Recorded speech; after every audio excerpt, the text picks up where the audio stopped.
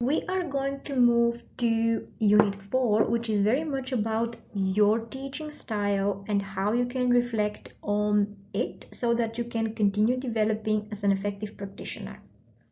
So Unit 4, Reflective Teaching, focuses on learning how to set up a positive classroom atmosphere, but also how to understand yourself as a practitioner within that field, how to reflect on your practice, and also how to use self-reflection so that you could continuously improve.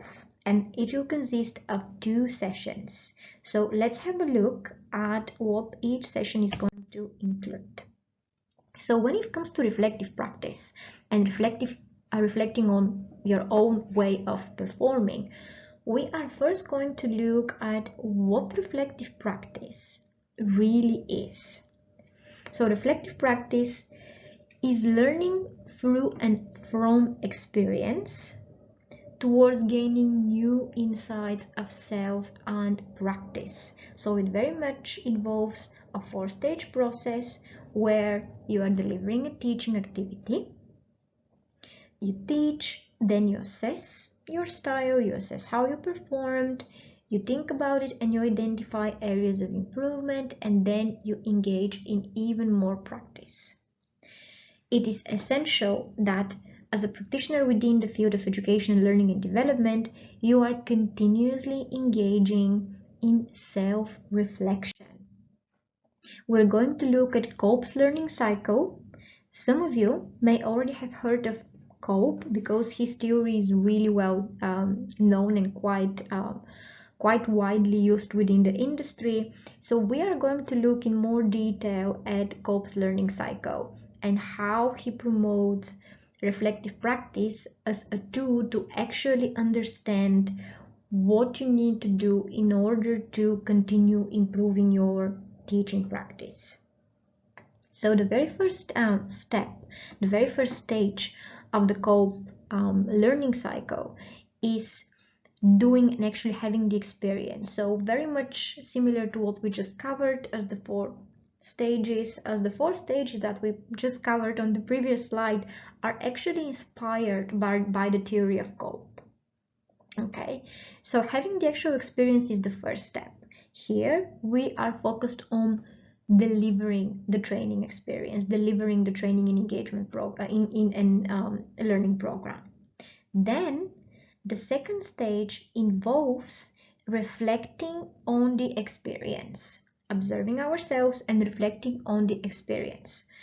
Some of you may encounter having other trainers that sit, or teachers that sit at some of your training courses or sessions, and then they can give you some feedback on which you can reflect, or you can even ask to be recorded, of course without the actual students being recorded, but your delivery style so that you can reflect on it.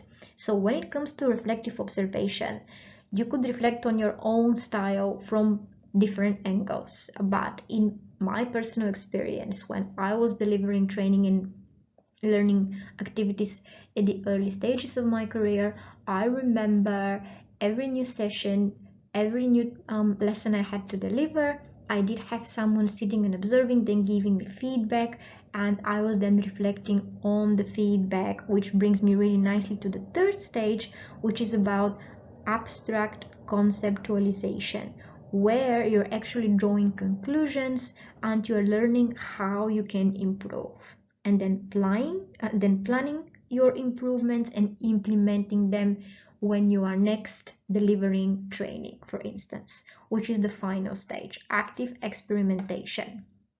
So having covered the theoretical piece here, we are going to look at some of the practical ways in which you can put that theory into working.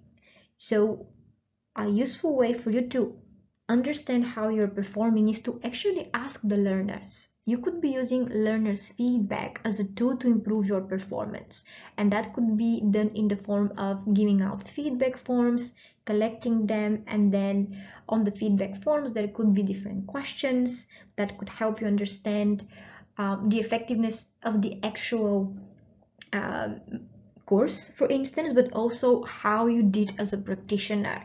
So when we're talking about evaluation of a particular training activity, feedback forms are quite a useful tool that can come in handy when you have facilitated a session or a lesson, for instance, depending on the environment. Because if you're teaching at school and if you're a maths teacher, you will not be handing in feedback forms after every maths class, and obviously depending on the age groups that you're teaching. But if you are delivering training, or for instance you are facilitating training to professionals or adults, then it could be useful to include feedback forms. So using learners feedback is a very essential tool in our toolkit that we can use in order to reflect on our practice. Another tool is keeping a reflective journal. We're going to look at some templates that you could use, and you're going to also look at what the reflective journal even is and how it can help you monitor your performance and also your progress within your chosen field as a learning and development or education practitioner. And a very useful tool, again, which could come in handy when we're looking at how we performed, is SWOT analysis. So we could also use SWOT analysis when it comes to reflecting on our own learning and training practice.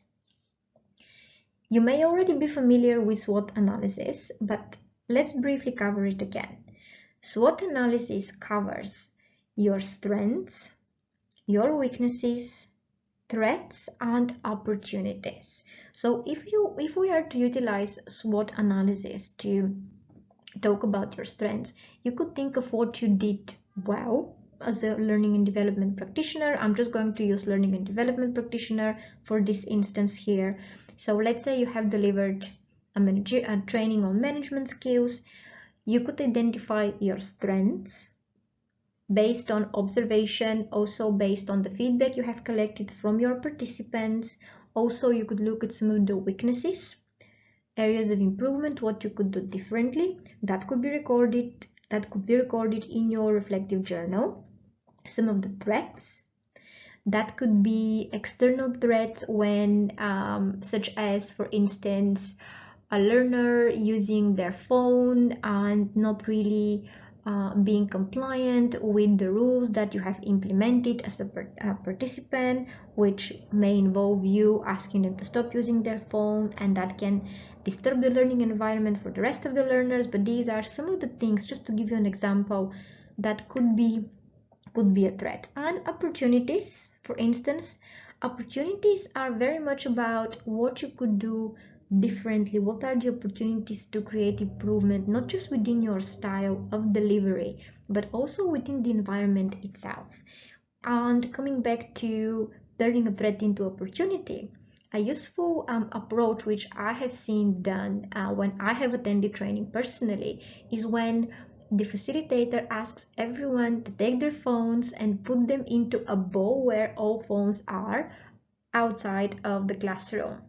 They're of course kept safely, but that eliminates the threat, and also it becomes an opportunity to have a bit of a laughter. So this is really to give you an example exactly as to how you could use SWOT analysis in your self-reflective practice. So at the actual session 2 of this unit, we are going to look at all of these different self-reflection approaches, and the session is very practical. Yes, it covers theory, but also we're going to be looking at how you can practically implement the theory as well. And now we're going to move into Unit 5, which is